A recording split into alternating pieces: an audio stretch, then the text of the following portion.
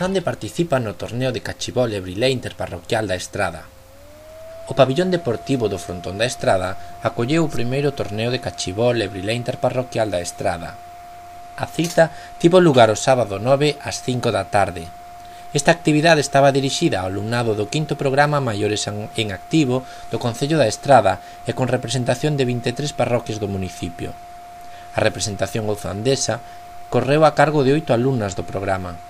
Tiveron que xogar o cachibol e máis o brilé e ao final gozaron cos compañeiros das outras aldeas do municipio dunha merenda.